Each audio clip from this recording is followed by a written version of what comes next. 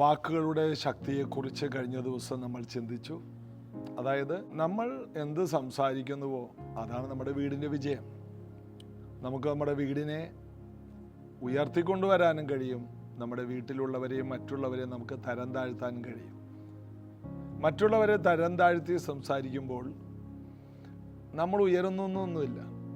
10 പേരോട് നീ ശരിയല്ല, അവൾ ശരിയല്ല, മറ്റവർ ശരിയല്ല എന്ന് പറയുമ്പോൾ അങ്ങനെ പറയുന്നവർ തെറ്റിദ്ധരിക്കുന്നത് അവരെല്ലാം ശരിയാണെന്നാണ്.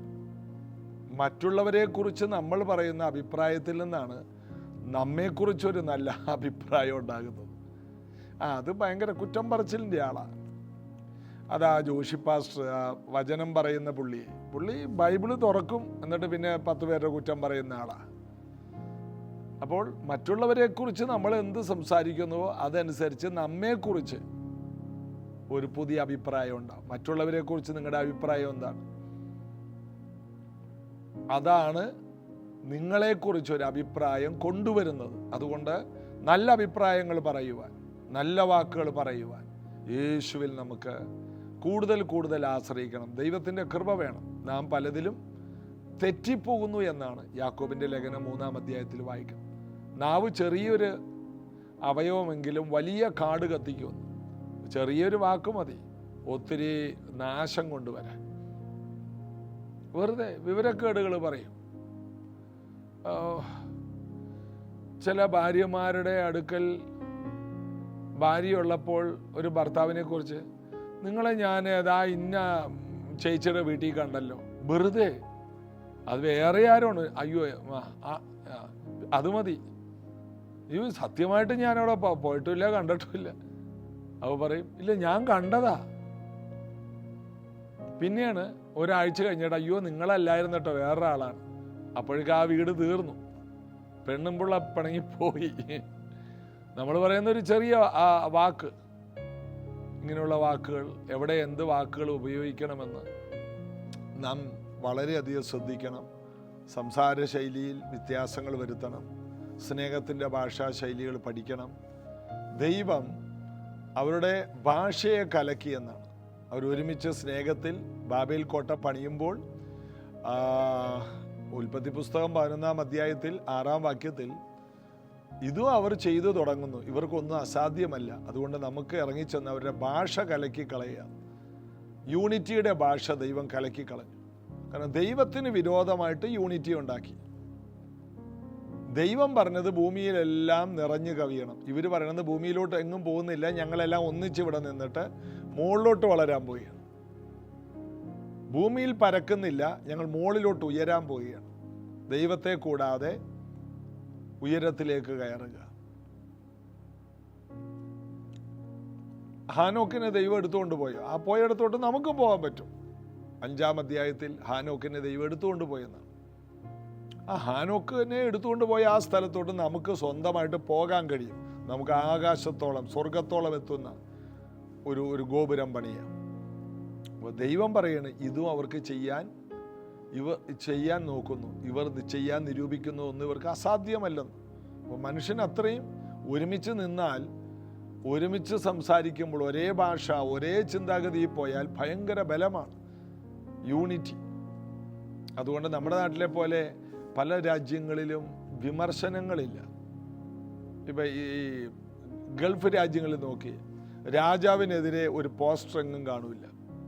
നമ്മുടെ നാട്ടിലെ മുഖ്യമന്ത്രിക്കെതിരെ എന്നും എന്തെങ്കിലും. കാരണം ഇവിടെ മീഡിയ വാഴുന്ന ഒരു രാജ്യമാണ് അമേരിക്ക, അതുപോലെ ഈ ഇന്ത്യ പോലെയുള്ള രാജ്യങ്ങൾ. എന്നാൽ രാജാവിനെ കുറിച്ച് ഒരു വാക്കാരെങ്കിലും ഇങ്ങനെയുള്ള സൗദി അറേബ്യ പോലെയുള്ള സ്ഥലങ്ങളിൽ പറഞ്ഞാൽ പിറ്റേ ദിവസം അങ്ങനെ ഒരു വ്യക്തിയെ അവിടെയില്ല. അങ്ങനെ ഒരു വ്യക്തി പിന്നീട് ഭൂമിയിലില്ല. അല്ലെങ്കിൽ ഭൂലോകം അദ്ദേഹം ഇനി വെളിച്ചം കാണാതെ ഏതെങ്കിലും ഇരുളിൽ തീർന്നിരിക്കും. വാക്കുകൾ വളരെ സൂക്ഷ്മതയോടെ നമ്മുടെ രാജാവിനെ കുറിച്ച് പറയുമ്പോൾ, നാം യേശുവിനെ കുറിച്ച് പറയുമ്പോൾ എല്ലാം നമ്മൾ സൂക്ഷിക്കണം. നമ്മൾ പറയുന്ന വാക്കുകളെല്ലാം മറ്റുള്ളവർക്ക് ദോഷം ചെയ്യുന്നതാകരുത്. ദൈവകൃപയുള്ള വാക്കുകൾ, ഉപ്പിനെ രുചി വരുത്തിയതായ വാക്കുകൾ നാം ദൈവത്തോട് ചോദിക്കണം. കർത്താവ് അതിനുള്ള കൃപ നമുക്ക് തരട്ടെ. നമുക്ക് ചേർന്ന് പാടി യേശുവിനെ ആരാധിക്കാം. വിശ്വസ്തനായിടുവാൻ നിൻ കരങ്ങളിൽ നൽകിയിടുന്നു. നിൻ ഹിതം ചെയ്തിടുവാൻ അഗ്നിയാൽ എന്നെ നിറച്ചിടുക. വിശ്വസ്തനായിടുവാൻ നിൻ കരങ്ങളിൽ നൽകിയിടുന്നു. നിൻ ഹിതം ചെയ്തിടുവാൻ അഗ്നിയാൽ എന്നെ നിറച്ചിടുക. എന്നെ വിളിച്ചിടും വേല ചെയ്തിടാൻ ലോകമെങ്ങും നിൻ സാക്ഷിയായി. എന്നെ വിളിച്ചിടും വേല ചെയ്തിടാൻ ലോകമെങ്ങും നിൻ സാക്ഷിയായി.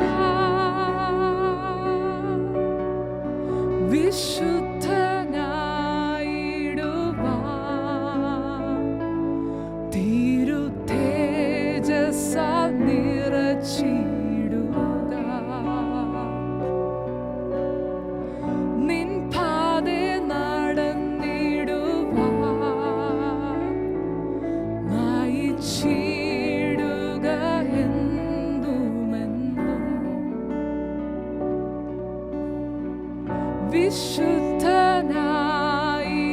വിശുദ്ധനായിടുവാൻ തിരുതേജസ്സാൽ നിറച്ചിടുക. നിൻ പാതേ നടന്നിടുവാൻ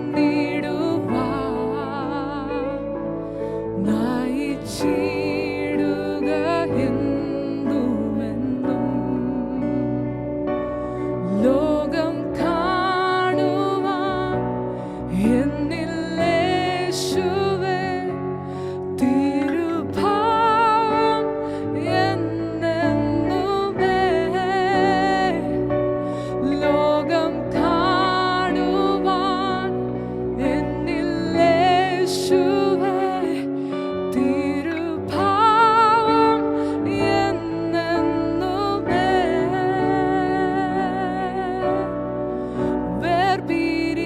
വേർപിരിയില്ലിനി ഞാൻ എന്തു ക്ലേശങ്ങൾ വന്നിടിലും.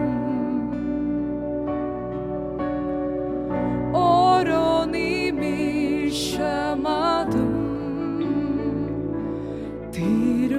തിരുമാർവതിൽ ചാരിടും ഞാൻ. വേർപിരിയില്ലിനി ഞാൻ എന്തു ക്ലേശങ്ങൾ വന്നിടിലും. ഓരോ നിമിഷമതും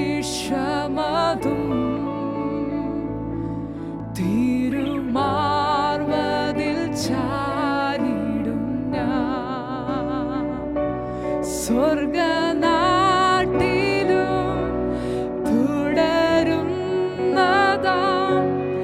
ഈ ബന്ധം എൻ ഭാഗ്യമേ. സ്വർഗനാട്ടിലും തുടരുന്നതാം ഈ ബന്ധം എൻ ഭാഗ്യമേ. വിശ്വസ്തനായിടുവാൻ നിൻ കരങ്ങളിൽ നൽകിയിടുന്നു.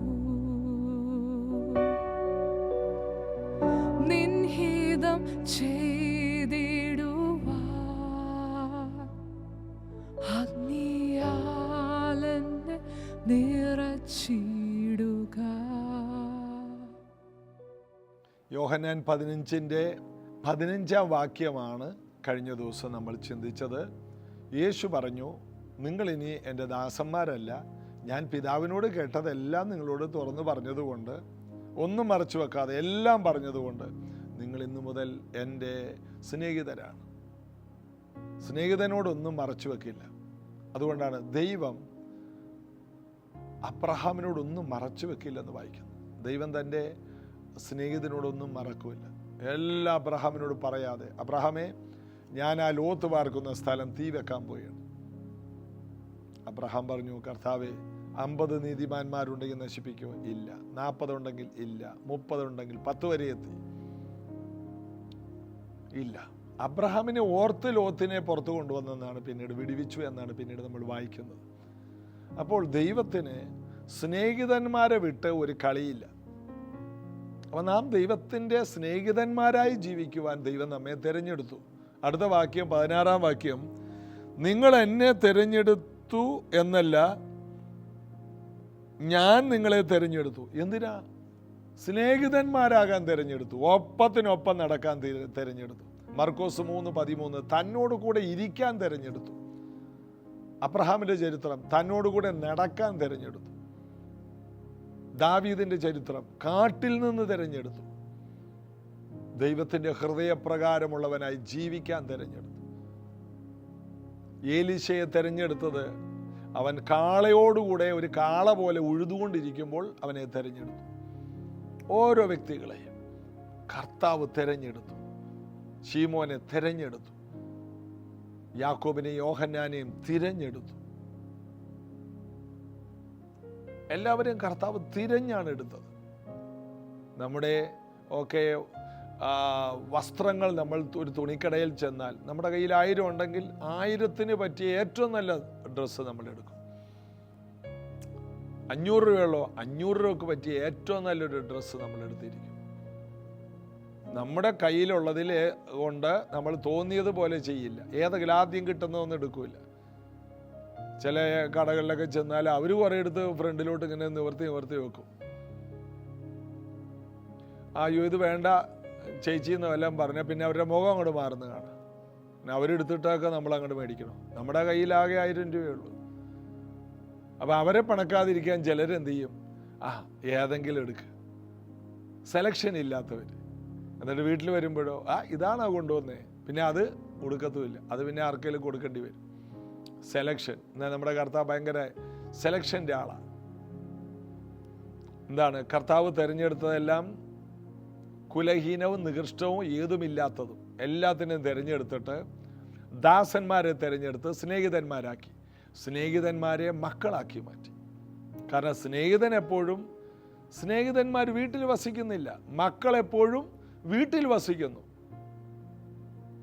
മക്കൾ വീട്ടിൽ വസിക്കുന്നു. അപ്പോൾ ഏറ്റവും വലിയ ബന്ധം എന്ന് പറയുന്നത് ദാസനുമല്ല സ്നേഹിതനുമല്ല, മകൻ മകൾ എന്ന ബന്ധമാണ്. ആ ബന്ധത്തിലേക്ക് വരാനായിട്ട് നമ്മെ തിരഞ്ഞെടുത്തു. നിങ്ങളെ ഞാൻ തിരഞ്ഞെടുത്തതാണ്. അതുകൊണ്ട് ദൈവത്തിൻ്റെ തിരഞ്ഞെടുപ്പൊന്നും മോശമായി പോയില്ല. ചിലർ പറയും എൻ്റെ ജീവിതം വെറുതെയാണ്. എന്താ, ദൈവം തിരഞ്ഞെടുത്തത് ഏറ്റവും മോശമാണ്? നിങ്ങളും ഞാനും നമ്മെക്കുറിച്ച് മോശമായിട്ട് എന്തിനാ ചിത്രീകരിക്കുന്നത്? ദൈവം തിരഞ്ഞെടുത്ത കുടുംബമാണ് നിങ്ങൾ ഏറ്റവും ബെസ്റ്റാണ്. നമ്മുടെ സെലക്ഷൻ പലപ്പോഴും മോശമാകാറുണ്ട്. ദൈവത്തിൻ്റെ സെലക്ഷൻ ഒരിക്കലും മോശമാകത്തില്ല. നാം വളരെ നല്ലതാണ്. തിരഞ്ഞെടുത്തപ്പോൾ നമ്മുടെ കണ്ണിൻ്റെ മുമ്പിൽ നമുക്കൊന്നും കാണാനില്ലെങ്കിലും ആരംഭം അല്പമാണ്, അന്ത്യം അതിമഹത്താണ്. ബറയോനെ, ശിമോനെ, നീ പത്രോസ് ആകും. നീ പെട്ടെന്നൊന്നും നാട് വിടൂല. നീ കുറേയൊക്കെ ആകാനുണ്ട്. അപ്പം നമ്മുടെ ഇപ്പോഴത്തെ അവസ്ഥയിൽ നാം നമ്മെ വിലയിരുത്തരുത്. നമ്മൾ എന്തായി തീരും? ആടുന്ന ശീമോൻ. ഓരോ പരിഭാഷയിൽ ഡോക്ടർ യോങ്കിച്ചോയാണ് പറഞ്ഞത്, ശീമോൻ എന്ന വാക്കിൻ്റെ അർത്ഥം ഞാങ്ങണ, ആടുന്നത്. ആട്ടമുള്ളതിനെ ഉറപ്പുള്ള പാറക്കല്ലാക്കി മാറ്റും. പെട്ര, പാറക്കഷണം. അപ്പോൾ ആടുന്നവനെ. ഇന്നത്തെ അവസ്ഥ എന്ന് പറഞ്ഞാൽ എല്ലാ കാര്യത്തിലും ചാഞ്ചാട്ടമാണ്. ഒരാഴ്ച ചർച്ചിൽ വരും, ഒരാഴ്ച ബൈബിൾ വായിക്കും, പിന്നെ വായിക്കത്തില്ല. ഒരാഴ്ച ആത്മീയം ഉണ്ടാകും, അടുത്ത ആഴ്ച ആത്മീയമില്ല. ഇതെല്ലാം നമ്മുടെ ജീവിതത്തിലുണ്ട്. എന്നാൽ ഇതെല്ലാം മാറും. ഉറപ്പുള്ള, കുലുക്കാൻ കഴിയാത്ത, ആർക്കും മാറ്റി മറിക്കാൻ കഴിയാത്ത, ഭയം നോടാത്ത, പിന്മാറിപ്പോകാത്ത, പഴയ പടകും വലയും ഒന്നും വീണ്ടും എടുത്ത് പിന്മാറ്റത്തിൽ പോകാത്ത ഒരു ശക്തനായ പത്രോസ് എഴുന്നേറ്റ് വന്നതുപോലെ നമ്മെ തിരഞ്ഞെടുക്കുമ്പോൾ നമുക്കൊന്നുമില്ലായിരിക്കാം, എന്നാൽ തിരഞ്ഞെടുത്തവൻ അറിയാം നമ്മൾ എന്തായിത്തീരുമെന്ന്, നമ്മുടെ വിളി എന്താണെന്ന്. നമ്മുടെ വിളിയിലേക്ക് നമ്മൾ എത്തിച്ചേരുന്നേ ഉള്ളൂ. അതിന് ആ വിളിയിലേക്ക് വരാനായിട്ട് നമ്മുടെ ജീവിതത്തിൽ ദൈവം അനുവദിക്കുന്ന പല പ്രതിബന്ധങ്ങളുണ്ട്. പെട്ടെന്ന് ജോലി പോവുക, ബിസിനസ് ഫെയിലാകുക. അപ്പം ചിലർ പറയും, ഇതൊക്കെ ബ്രദറിന് അവിടെ ഇരുന്ന് പറഞ്ഞാൽ മതി, ഞങ്ങളല്ലേ ഇത് അനുഭവിക്കുന്നത്. നല്ല വെട്ടത്തിൻ്റെ മുമ്പിൽ ഇരുന്ന്, ക്യാമറയുടെ മുമ്പിൽ ഇരുന്ന് പറഞ്ഞാൽ മതി. എടാ, എൻ്റെ ജോലി പോയതാണെന്ന്, എൻ്റെ ബിസിനസ് പോയതാണ്. അപ്പം ഇതൊക്കെ പറയുന്നത് ഈ ബൈബിൾ പഠിച്ചോ ബൈബിൾ സ്കൂളിൽ പഠിച്ചതോ കൊണ്ടല്ല, ഇതൊക്കെ ജീവിതാനുഭവത്തിൽ നിന്നാണ് പറയുന്നത്. ചിലർ വിചാരിക്കുക ഇതൊക്കെ ഇങ്ങനെ വെറുതെ ഇരുന്ന് പറഞ്ഞാൽ മതി, അനുഭവിക്കുന്നത് ഞങ്ങളല്ലേ. കടം, ജപ്തി, രോഗം, ശാപം, മാനസിക ബുദ്ധിമുട്ടുകൾ, ഡിപ്രഷൻ, എന്തെല്ലാം നിങ്ങൾ കേട്ടിട്ടുണ്ടോ, ഇതെല്ലാം ഞങ്ങളുടെ വീട്ടിലുണ്ടായിട്ടുള്ള കാര്യങ്ങളാണ്. ഇതിൽ നിന്നെല്ലാം കർത്താവ് ഞങ്ങളെ പുറത്തു കൊണ്ടുവന്നു. ദാരിദ്ര്യം, വസ്ത്രമില്ലായ്മ, വണ്ടിക്കൂലിയില്ലാത്തത്, ഇതൊക്കെ എത്രയോ തവണ അനുഭവിച്ചു. അപ്പം എന്തിനാ ഇതെല്ലാം? നമ്മുടെ മനോഹര വസ്തു പുറത്തു വരാനാണ്. നമ്മൾ ആരായിത്തീരണം. ഇങ്ങനെയുള്ള സന്ദർഭങ്ങളെല്ലാം നമ്മെ എന്തോ ദൈവം ആക്കിക്കൊണ്ടിരിക്കുകയാണ്. നിങ്ങൾ എന്നെ തിരഞ്ഞെടുത്തതല്ല, നിങ്ങളാണ് എന്നെ തിരഞ്ഞെടുത്തെങ്കിൽ എനിക്ക് മാറ്റം വരണം. എന്നാൽ ഞാൻ നിങ്ങളെ തിരഞ്ഞെടുത്തു, ഞാൻ മാറ്റമില്ലാത്തവനാണ്, നിങ്ങളെ ഞാൻ മാറ്റിമറിക്കും. അതാണ് യേശുവിനെ പറയാനുള്ളത്. 16-ാം വാക്യം, നിങ്ങൾ എന്നെ തിരഞ്ഞെടുത്തു എന്നല്ല, ഞാൻ നിങ്ങളെ തിരഞ്ഞെടുത്തു, നിങ്ങൾ പോയി ഫലം കായ്ക്കേണ്ടതിന്. ഇന്നൊരു ഫലവും കാണില്ല, എന്നാൽ നിങ്ങൾ പോകും, എല്ലായിടത്തും പോയി ഫലം കായ്ക്കും. ഞാൻ തിരഞ്ഞെടുത്തവരെല്ലാം പോയി ഫലം കായ്ക്കും. ഇന്ന് ഒരു ഫലവുമില്ല.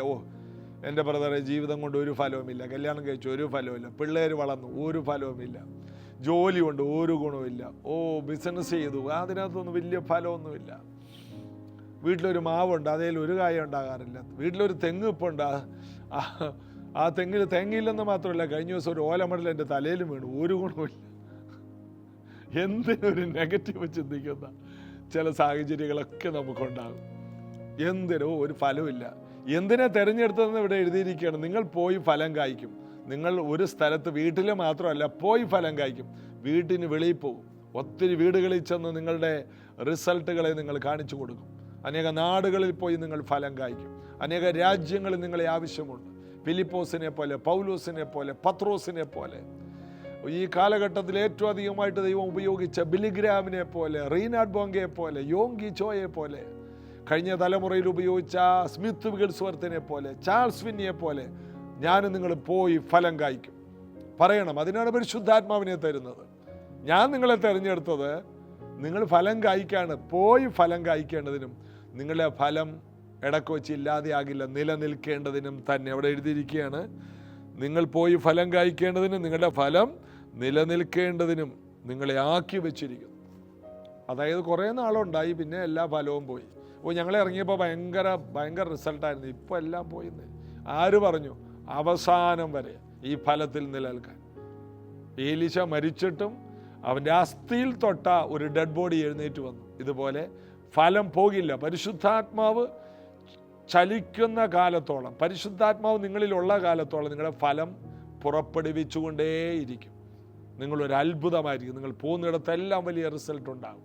നിങ്ങൾ ഭയങ്കര ദൈവപ്രവൃത്തി കാണാൻ പോകുന്നേ ഉള്ളൂ. ഇന്ന് വരെ കാണാത്ത മഹാദൈവപ്രവർത്തികൾ ഇനിയും വരാൻ പോകുന്നേ ഉള്ളൂ. യേശു തന്നെ പറഞ്ഞു നഥനയേലിനോട്, നീ അത്തിയുടെ കീഴിൽ ഇരിക്കുന്നുവെന്ന് ഞാൻ പറഞ്ഞിട്ട് നീ വിശ്വസിക്കുന്നു, നീ ഇതിനേക്കാൾ വലിയത് കാണും. യോഹന്നാൻ 1:50-51 വായിക്കുമ്പോൾ, മനുഷ്യപുത്രൻ്റെ അടുക്കൽ ദൂതന്മാർ കയറുന്നത് ഇറങ്ങുന്നത് നിങ്ങൾ കാണും, വലിയ കാര്യങ്ങൾ കാണും. പറയണം, എൻ്റെ ആരംഭത്തേക്കാൾ എൻ്റെ അവസാനം ആയിരിക്കും. യേശുവിൻ്റെ തുടക്കം ഒന്നുമില്ല, ഒരത്ഭുതവും തുടങ്ങിയിട്ടില്ല. യോഹന്നാൻ്റെ സുവിശേഷം 1-ാം അധ്യായത്തിൽ യേശു ഒരു അത്ഭുതവും ചെയ്യുന്നില്ല. എന്നാൽ യോഹന്നാൻ്റെ സുവിശേഷം അവസാനിക്കുമ്പോൾ യേശു ചെയ്ത അത്ഭുതങ്ങൾ ഭൂമിയിൽ പുസ്തകത്തിൽ എഴുതിയാൽ, ആ പുസ്തകം കൊണ്ട് ഈ ഭൂമി നിറഞ്ഞാൽ മറ്റാർക്കും പാർക്കാൻ പോലും സ്ഥലം കിട്ടില്ല. അതുപോലെ ഈ ഭൂമിയിൽ ഒതുങ്ങാത്ത അത്രയും അത്ഭുതം പുസ്തകത്തിൽ എഴുതിയാൽ പോലും ഒതുങ്ങാത്തത്ര അത്ഭുതം യേശു ചെയ്തെന്ന്. തുടക്കത്തിൽ ഒന്നുമില്ല, ഇതുപോലെ ഫലം കായ്ക്കും, ഫലം നിലനിൽക്കും. യേശു പോകുന്നിടത്തെല്ലാം ഭയങ്കര റിസൾട്ടായിരുന്നു. തിരഞ്ഞെടുത്ത ആൾ ആരാണെന്ന് മനസ്സിലാക്കി വേണം ജീവിക്കാൻ. നിങ്ങളെ ദൈവം തിരഞ്ഞെടുത്ത കുടുംബമാണ്. മോനെ, നിന്നെ ദൈവം തിരഞ്ഞെടുത്തതാണ്. നിനക്കിപ്പോൾ മൊബൈലിൽ ഒരു അഡിക്ഷനൊക്കെ ഉണ്ടാകും, അതിൽ നിന്നെല്ലാം നീ പുറത്തു വരും. മോളെ, ദൈവം നിന്നെ തിരഞ്ഞെടുത്താണ്. ഇന്ന് നിനക്ക് കുറേ അനുസരണക്കേടൊക്കെ ഉണ്ട്, പഠനത്തിൽ പല വിഷയമുണ്ട്, കുഞ്ഞുങ്ങളെ പല പേപ്പറും നിങ്ങൾക്ക് കിട്ടാനുണ്ടാകും, പല പരാജയങ്ങളും ജീവിതത്തിലുണ്ടാകും. എങ്കിലും നിങ്ങൾ അന്തിമ ജയം തന്നെയാണ്. ആരംഭം കുറേ പ്രശ്നങ്ങളൊക്കെ ഉണ്ട്, ഇല്ലെന്നാര് പറഞ്ഞു? എങ്കിൽ അവിടെ നിന്നെല്ലാം ദൈവം നിന്നെ പുറത്തു കൊണ്ടുവരും. ഒരു ശീമോനെ പത്രോസാക്കിയ കർത്താവിൻ്റെ കരം നിങ്ങളോട് കൂടിയിരിക്കും. ഫലം നിലനിൽക്കും. ഏറ്റവും ഒടുവിൽ പറയുന്നു, നിങ്ങൾ എൻ്റെ നാമത്തിൽ പിതാവിനോട് അപേക്ഷിക്കുന്നതൊക്കെയും അവൻ നിങ്ങൾക്ക് തരുവാൻ തന്നെ. നിങ്ങളെ തിരഞ്ഞെടുത്തത് എല്ലാം പ്രാർത്ഥിച്ച് സ്വന്തമാക്കാൻ, ജാതികളെ, രാജ്യങ്ങളെ അസാധാരണമായ പ്രാർത്ഥനയിലൂടെ ഈ ലോകത്തെ കീഴ്മേൽ മറിക്കാനാണ് കർത്താവ് പറയണം. ഞാൻ നിങ്ങളെ തിരഞ്ഞെടുത്തു. നിങ്ങളുടെ പ്രാർത്ഥന, നിങ്ങളുടെ ഫലം കായ്ക്കൽ ഈ കാലഘട്ടത്തിന് വലിയ റിസൾട്ട് കൊണ്ടുവരും. നമുക്കത് വിശ്വസിക്കാം, പ്രാർത്ഥിക്കാം. യേശുവേ, ഇന്ന് ഈ കേട്ട വചനങ്ങൾ ഈ മക്കൾക്ക് വലിയ റിസൾട്ടുകൾ കൊണ്ടുവരട്ടെ. പലതിനെ ചൊല്ലിയും മനം കലങ്ങി എന്നെ ദൈവത്തിന് പോലും വേണ്ട എന്നൊക്കെ ചിന്തിക്കുന്നവർ ഇന്നു മുതൽ അവരുടെ വിളിയും തിരഞ്ഞെടുപ്പും തിരിച്ചറിഞ്ഞ് ആരംഭത്തേക്കാൾ നല്ലൊരു അന്ത്യത്തിലേക്ക് കടന്നു വരട്ടെ. അനുഗ്രഹിക്കുന്നു. സൗഖ്യം, സ്വസ്ഥത, സമാധാനം ഈ വീടുകളിൽ ഉണ്ടാകട്ടെ. എല്ലാ രോഗ പകർച്ചവ്യാധികളിൽ നിന്നും ഈ ജനം പുറത്തു വരട്ടെ. എല്ലാ അസ്വസ്ഥതകളും മാറട്ടെ. അടഞ്ഞ വാതിലുകളെല്ലാം തുറന്നു വരട്ടെ. വലുത് സഫലമായ വാതിലുകൾ തുറന്നിരിക്കട്ടെ. സമാധാന അന്തരീക്ഷം ഇവർ പോകുന്നിടത്തെല്ലാം ഉണ്ടാകട്ടെ. യേശുവിൻ നാമത്തിൽ ആമേൻ. ഈ വചനങ്ങൾ നമുക്ക് വിശ്വസിക്കാം. വചനത്തിൽ മാത്രം നടക്കാം. കർത്താവിൻ്റെ തിരഞ്ഞെടുപ്പിൽ സന്തോഷിക്കാം. നാളെ ഇതേ സമയത്ത് കാണാം. God bless you.